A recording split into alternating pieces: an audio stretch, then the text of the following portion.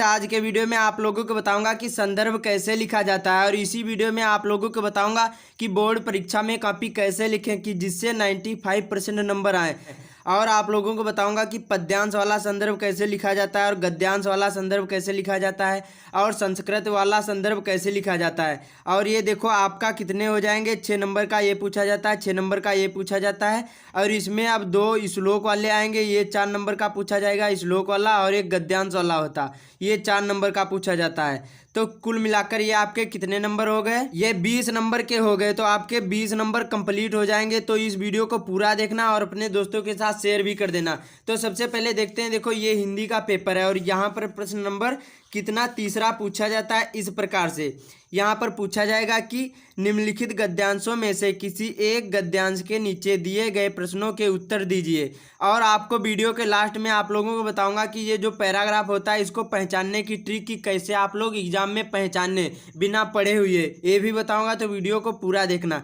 देखो ये पैराग्राफ होता है, इसको आपको हल करना होता है। उसके बाद में इसी में 3 प्रश्न दिए रहे होते हैं। पहला होता है कि उपयुक्त गद्यांश का संदर्भ लिखिए, उसके बाद में गद्यांश के रेखांकित अंश की व्याख्या कीजिए और एक प्रश्न होता है उसका आपको आंसर देना होता है। इसी प्रकार से सभी में होता है। संस्कृत में जो होता है वो उसमें आपको संदर्भ करना होता है और अनुवाद भी करना होता है। तो आपको कैसे लिखना है, और यहाँ पर जो होता है प्रश्न नंबर तीसरा, ये 2 क्वेश्चन पूछे जाते हैं, का वाला और एक खा वाला। इनमें से आपको एक ही करना है जो आपको मालूम हो।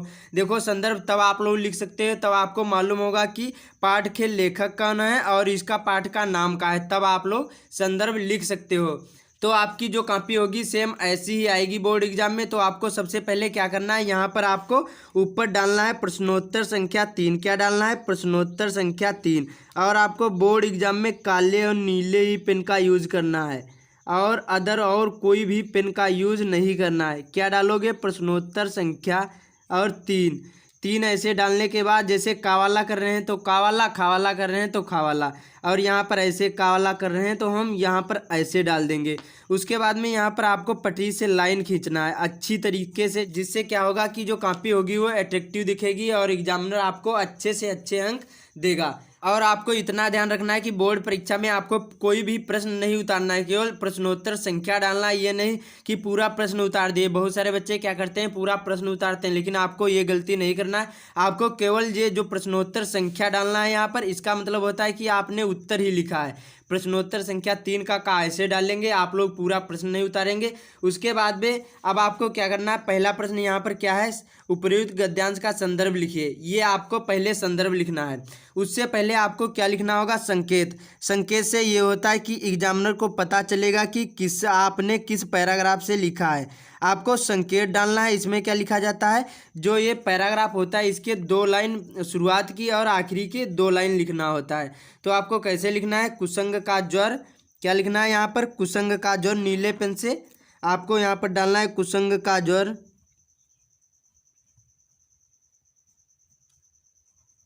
का, उसके बाद में ज्वर, और उसके बाद में डॉट डॉट करके आखिरी में आपको क्या करना है, यहाँ पर उठाती जाएगी। आखिरी के शब्द लिखना होता है संकेत में। इससे एग्जामिनर समझ जाता है कि बच्चे ने इसी पैराग्राफ से लिखा है। तो आपको ये संकेत जरूरी डालना है, उठाती जाएगी, उठाती और जाएगी, ऐसे आपको यहाँ पर ऐसे डाल देना है। इतना डालने के बाद अब आपको जो प्रश्न नंबर 1 था, यहाँ पर मैंने अभी बताया उपयुक्त गद्यांश का संदर्भ लिखे। तो आपको क्या करना है, एक लाइन छोड़कर और यहाँ पर आपको नीले पेन से, काले पेन से यहाँ पर आपको ऐसे डाल देना, ऐसे रोमन अंकों में जैसे लिखा था। उसके बाद में अब यहाँ पर आपको संदर्भ हेडिंग डालना है। क्या डालना है, संदर्भ हेडिंग। ऐसे डालने के बाद अब आपको कैसे लिखना वो भी बताऊँगा, तो वीडियो को पूरा देखना। यहाँ पर कैसे लिखना है, प्रस्तुत, क्या लिखना है, प्रस्तुत, प्रस्तुत गद्यांश, प्रस्तुत गद्यांश हमारी पाठ्य पुस्तक,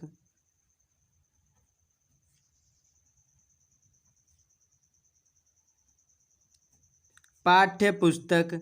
उसके बाद में हिंदी के, ऐसे ही आपको संदर्भ लिखना है, पाठ्य पुस्तक हिंदी के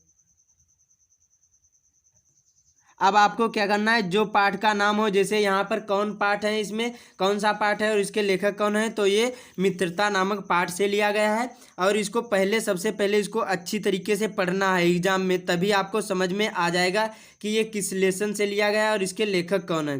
जैसे क्या लिखा है, कुसंग का जोर सबसे भयानक होता है, यह केवल नीति और सद्व्रत का नाश ही नहीं करता बल्कि बुद्धि का भी क्षय करता है। यह किसी युवा पुरुष की जो संगत यदि बुरी होगी तो वह उसे पैरों में बंधी चक्की के समान होगी, जो उसे दिन दिन अवनति के गड्ढे में गिराती जाएगी। यहाँ पर पुरुष की संगत जो बात करी गई, तो इसमें मित्र का जिक्र किया गया है, तो आप समझ जाएगा कि ये मित्रता नामक पाठ से लिया गया है। तो हिंदी के उसके बाद में अब आपको पाठ का नाम डालना है, आपको काले पेन से इसको डालना है। क्या डालना है, हिंदी के यहाँ पर मित्रता, क्या डालना है, मित्रता। उसके बाद में अब आपको फिर से नीले पेन से नामक पाठ से, नामक, और उसके बाद में पाठ से, और अच्छी राइटिंग में लिखना है। पहले से ही आप लोग राइटिंग घर पर सुधार लीजिए। पाठ से लिया गया है या फिर संकलित है, कुछ भी लिख सकते हो, या फिर उद्धृत है, ये 3 चीज़ों में से कुछ भी लिख सकते हो। जैसे लिया, उसके बाद में गया और है।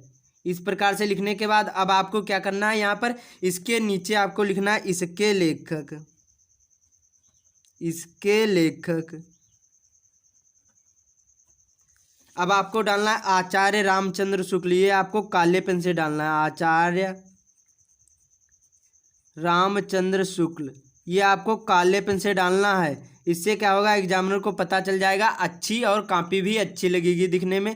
आचार्य रामचंद्र शुक्ल जी हैं जी। उसके बाद में नीले पेन से हैं, ये आपका संदर्भ हो गया।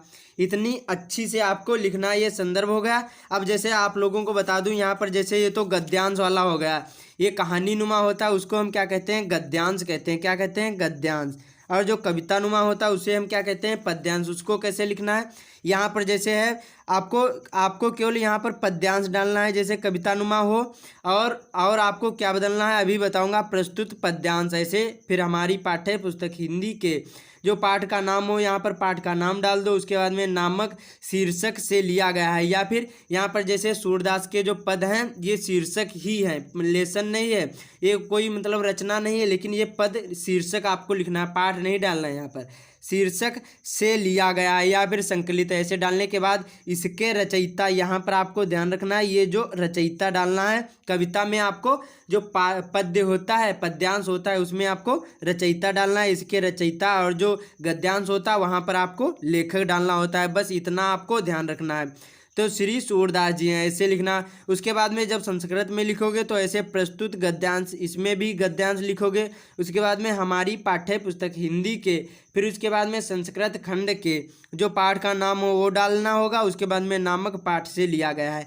और इसमें संस्कृत में कोई भी लेखक नहीं होते हैं, तो आपको केवल इतना ही लिखना होता है और ये 2 नंबर आपके पक्के हो जाएंगे। उसके बाद में जब अनुवाद करोगे वो भी 2 नंबर का होता है। तो अब आपको कैसे बता रहा हूँ, यहाँ पर दूसरा प्रश्न क्या है, यहाँ पर गद्यांश के रेखांकित अंश की व्याख्या कीजिए। तो कैसे डालना है आपको, फिर से काले पेन से आपको यहाँ पर एक लाइन छोड़कर और यहाँ पर आपको दूसरी संख्या रोमन अंकों में डालने के बाद और आपको काले पेन से यहाँ पर डालना है रेखांकित अंश की व्याख्या। क्या, रेखांकित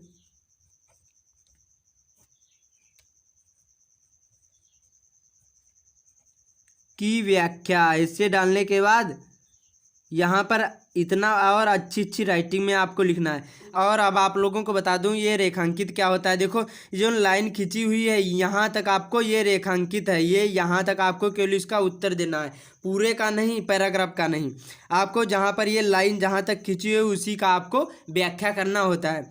तो आपको कैसे लिखना है, इसको अपने शब्दों में तोड़ मड़ोड़ कर लिखना होता है। इससे क्या होगा, अपने शब्दों में कुछ शब्द अपने में से लिख दो, जिससे क्या होगा एग्जामिनर भी समझ जाएगा कि हाँ बच्चे ने सही लिखा है। तो कैसे लिखना है, यहाँ पर ऐसे हेडिंग डालने के बाद अब आपको क्या करना है, यहाँ पर सिंपली आपको इस तरह से आपको यहाँ पर लिख देना है। कैसे, जैसे यहाँ पर इतना आपको ध्यान रखना है, सभी में आपको यहाँ पर डालना है, जैसे जो भी लेखक हों या फिर कवि हों यहाँ पर आपका उनका नाम डाल देना है। जैसे लेखक कहते हैं या फिर कवि कहते हैं या फिर इसमें शुक्ल जी कहते हैं कि बुरी संगत घातक बुखार के समान हानिकारक होती है, जिस तरह यदि कोई व्यक्ति भयानक बुखार से ग्रसित हो तो वह ज्वर उसके शरीर और स्वास्थ्य को नष्ट कर देता है, उसी प्रकार जो बुरी संगति है हमारी नैतिकता, सदाचार, मन तथा बुद्धि को भी क्या कर देती है, नष्ट कर देती है। यहाँ तक आपको लिखना, अपने शब्दों में तोड़ मड़ोड़ कर भी लिखोगे तभी आपको 2 नंबर मिलेंगे। एग्जामिनर इतना नहीं देखते हैं कि कितना आपने सही लिखा, कुछ अपने शब्दों में लिखोगे और आपको 2 नंबर मिलेंगे। कुल मिलाकर ये 6 नंबर का पूछा जाता है, 2 नंबर का संदर्भ, 2 नंबर का यहाँ पर व्याख्या और एक जो प्रश्न होता है वो 2 नंबर का। तो यहाँ पर इतना ही आपको जो रेखांकित अंश है इसी की व्याख्या करना होता है। उसके बाद में यहाँ पर अगला क्वेश्चन क्या है, उपर्युक्त गद्यांश में युवा पुरुष की संगति के संबंध में लेखक ने क्या बताया है। तो आपको इसी में से ढूंढकर आपको उत्तर देना होगा। तो आपको यहाँ पर हेडिंग डालना है काले पेन से, तीसरी ऐसे डालने के बाद अब आपको क्या करना है, इसी में पहले पढ़ना है। अच्छे से जब पढ़ोगे तो मालूम हो जाएगा कि ये कहाँ पर लिखा है। जैसे क्या है, उपर्युक्त गद्यांश में युवा पुरुष की संगति संबंध के लेखक में क्या बताया है। तो क्या बताया है कि देखो या क्या बताया है, यहाँ पर लिखा है, देखो यहाँ पर क्या लिखा है, किसी युवा पुरुष की संगति यदि बुरी होगी तो वह उसके पैरों में बंधी चक्की के समान होगी जो उसे दिन दिन अवनति के गड्ढे में गिराती जाएगी। तो इसी की व्याख्या संबंध में लेखक ने बताया है। तो आपको इसी प्रकार से इसका उत्तर भी लिख देना, बहुत सिंपली से अपने शब्दों में थोड़ा सा तोड़ मड़ोड़ कर लिखोगे तभी आपको अच्छे से आ जाएगा। मैंने देखो राइटिंग पर आप लोग नहीं जानना, यहाँ पर मैंने जल्दी जल्दी लिखा है, आपको वहाँ अच्छी राइटिंग में लिखना है। क्या लिखना है, युवा पुरुष की संगत उसे अवनति के गड्ढे में प्रतिदिन गिराती जाएगी, जिस और अच्छी होगी तो उसे निरंतर उन्नति की ले जाएगी और ले जाएगी। इसी प्रकार से आपको अपने शब्दों में इसका जो ये उत्तर, प्रश्न का उत्तर आपको लिखना है। बहुत सिंपल सा होता है, थोड़ा सा जब लेसन पढ़ोगे तब समझ में आ जाएगा, अपने शब्दों में लिखा जाता है। बाकी आपको इसी प्रकार से संदर्भ और प्रसंग, ये संदर्भ और रेखांकित अंश की व्याख्या, प्रश्न का उत्तर लिखना होता है। और मैंने अभी बताया गद्यांश कैसे लिखा जाता है और कॉपी भी इसी प्रकार से लिखी जाती। आपको पूरा ये प्रश्न नहीं उतारना है कि पहले प्रश्न उतारे उसके बाद में उत्तर लिखे। आपको केवल यहाँ पर उत्तर नंबर यहाँ पर पहले ही पड़ा हुआ है, प्रश्नोत्तर संख्या 3 का है जैसे लिखा है, तो उसके बाद में आपको यहाँ पर ऐसे सिंपली डालकर जो हो रोमन अंकों में या का खा गा जो भी हो यहाँ पर ऐसे डालकर और ऐसे ही लिख दोगे। आपको पूरा प्रश्न नहीं उतारना है। बहुत सारे बच्चे क्या करते हैं, प्रश्न उतारते हैं, उसमें आपका टाइम ही नष्ट होगा, उससे कोई भी फायदा नहीं होगा। आप जब उत्तर सही लिखोगे तभी आपको पूरे नंबर मिलेंगे। प्रश्न उतारने से नंबर नहीं मिलते हैं, आपको प्रश्न नहीं उतारना, टाइम भी बचेगा और आगे भी अच्छी कॉपी लिख सकोगे। तो इसी प्रकार से आपको लिखना है। संदर्भ मैंने बताया, उसके बाद में रेखांकित अंश की व्याख्या बताया। जो ये रेखा खिंची होती है इन्हीं की आपको व्याख्या करना होता है। जहाँ से रेखा खिंची हो और जहाँ तक खिंची हो वहाँ तक आपको ये व्याख्या करना होता है। उसके बाद में प्रश्न का उत्तर लिखा जाता है इसी प्रकार से, और इसी प्रकार से पद्यांश में भी लिखा जाता है। अब आप लोगों को बता दूं, इसको देखो पहचानने की ट्रिक लेसन की, इसको कैसे पहचानोगे। देखो सभी में, जैसे आपको जितने भी लेसन आपके लेसन में हैं, मतलब सिलेबस में है, सभी आपको पहले पढ़ना है ध्यान से। उसके बाद में आपको टिक लगाना है उसमें जो मेन पॉइंट, जैसे पहला लेसन क्लास 10th के हिंदी में है मित्रता नामक लेसन, तो उसमें मित्र के बारे में जिक्र करा गया होगा। तो आपको क्या करना है, जहाँ पर मित्र दिया हो या फिर उससे रिलेटेड कुछ भी दिया हो वहाँ पर आपको क्या करना है, इससे जैसे यहाँ पर जैसे किसी युवा पुरुष की संगत, यहाँ संगत की बात आई तो यहाँ पर मित्र का जिक्र किया गया है, तो वहाँ पर आपको अंडरलाइन कर देना है और उसी शब्दों को आपको याद करना है।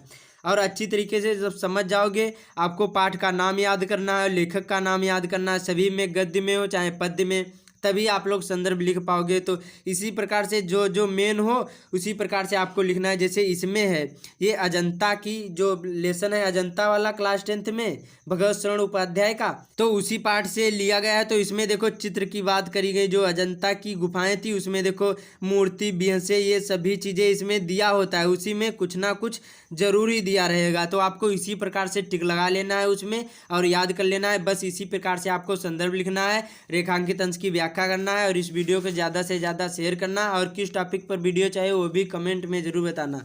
और चैनल पर नया है तो चैनल को ज़रूर ही सब्सक्राइब कर लेना। मिलते हैं अगले